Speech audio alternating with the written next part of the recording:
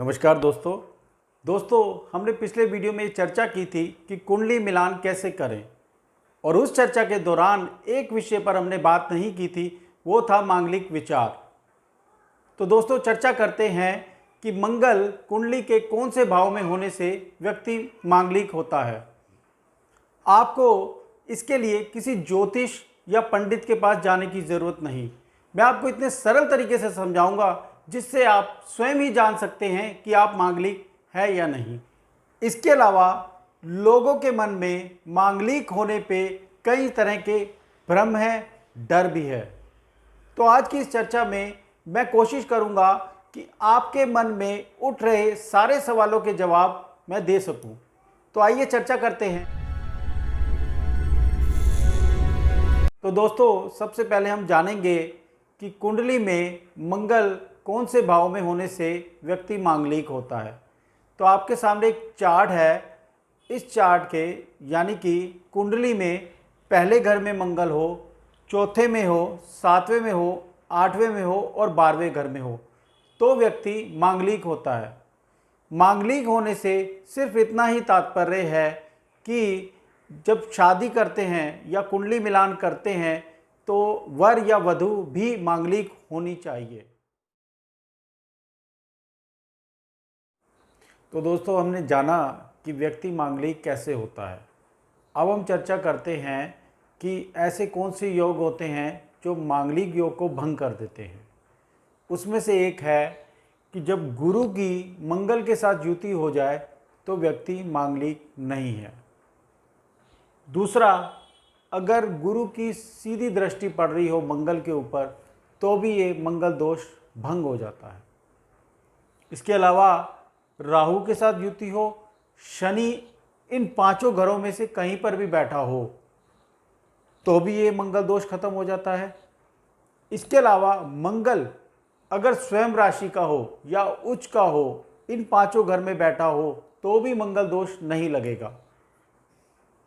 तो आखिरी में शुक्र अगर सप्तम में या लगन में बैठा हुआ है तो भी ये योग भंग होगा, लेकिन इसकी एक शर्त है कि मंगल और शुक्र की आपस में युति नहीं होनी चाहिए।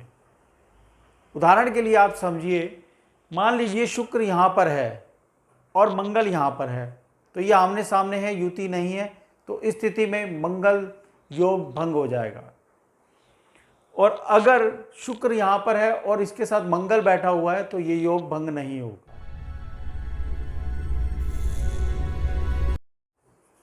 दोस्तों आपने अक्सर सुना होगा कि 28 वर्ष की उम्र के बाद मांगलिक योग का असर खत्म हो जाता है, या कहिए मांगलिक योग का असर हल्का हो जाता है।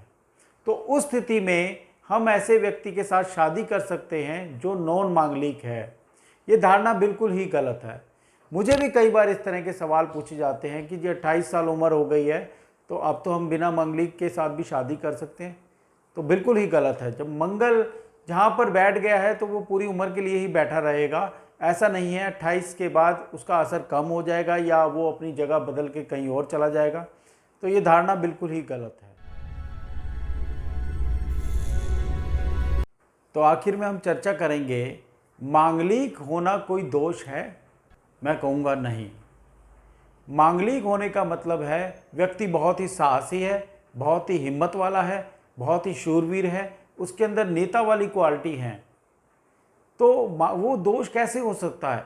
एक कमी जरूर हमने पाई है प्रैक्टिकल अनुभव पर कि मांगलिक व्यक्ति एक शॉर्ट टेम्पर होते हैं। इनको गुस्सा बहुत जल्दी आ जाता है, लेकिन इनका गुस्सा बहुत जल्दी शांत भी हो जाता है। तो मांगलिक होना कोई दोष नहीं है। तो दोस्तों आपको समझ आ गया होगा कि मांगलिक योग क्या है और इसके प्रभाव क्या हैं, और आपको ये भी समझ आ गया होगा मांगलिक योग भंग कैसे होता है। अगर अभी भी आपके मन में किसी तरह का सवाल है या संशय है तो आप निसंकोच कमेंट्स बॉक्स में लिख सकते हैं। आपके सवाल का जवाब जल्द ही दे दिया जाएगा। तो आशा करता हूँ आपको ये वीडियो पसंद आया होगा और अगले वीडियो में मिलते हैं किसी नए विषय के ऊपर प्रैक्टिकल अनुभव के साथ। नमस्कार।